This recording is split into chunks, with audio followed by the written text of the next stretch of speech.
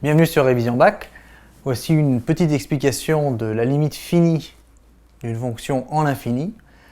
Alors, la limite étant finie, elle prend une valeur, un réel fixe L, en l'infini, c'est-à-dire en plus l'infini ou en moins l'infini. Donc on va distinguer les deux cas de figure à gauche, et ensuite on va traiter un exemple simple à droite pour bien comprendre. Alors, limite finie en l'infini, si on considère le premier cas qui est pour x tendant vers moins l'infini, graphiquement, ça va ressembler à ça, une fonction, n'importe laquelle du reste, pourvu que, quand je pars vers moins l'infini, elle tende de plus en plus vers la valeur L. Alors ça n'a pas d'importance qu'elle tende par au-dessus ou par en dessous, ce qui compte c'est qu'elle se rapproche de plus en plus de la valeur L, et que on peut considérer, si l'on veut, ce petit rectangle autour de L, et je peux rendre le rectangle aussi petit que je veux. Toutes les valeurs de la fonction se retrouveront à l'intérieur de ce rectangle pour x suffisamment petit. Si tel est le cas, je dis que la limite de f de x lorsque x tend vers moins l'infini est égale à L.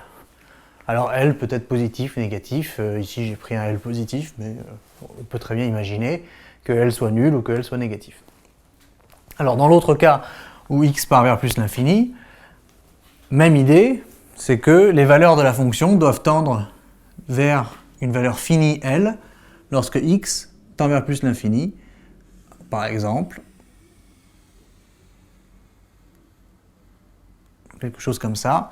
Et de la même façon, si je regarde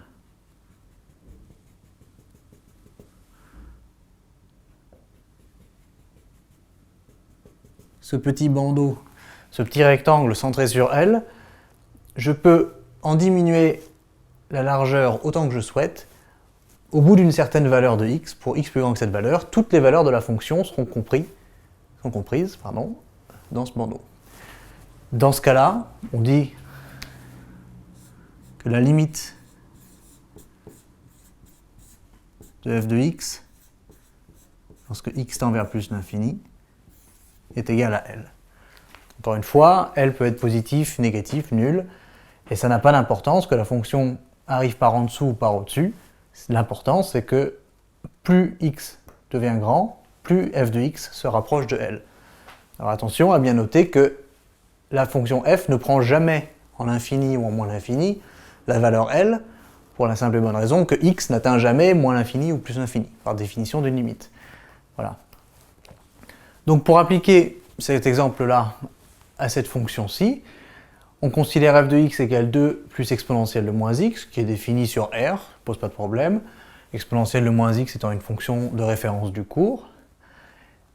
On va considérer son graphe qu'on va tracer rapidement.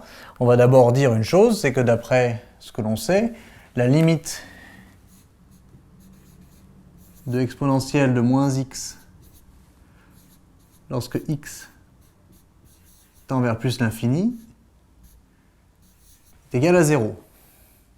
Ce qui veut dire que la limite de f de x lorsque x tend vers plus l'infini, eh c'est 2 plus quelque chose qui tend vers 0, donc c'est 2, qui est bien une valeur finie, et il faut quand même justifier qu'on a obtenu ce résultat par somme. Voilà. Alors on va très rapidement donner l'allure de cette courbe. En plus l'infini, on tend vers la valeur 2. Alors, je vais dire que ça, c'est la valeur 2.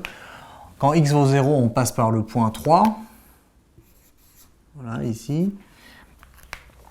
Et si x va vers moins l'infini, cette fonction tend vers plus l'infini, alors son graphe ressemble plus ou moins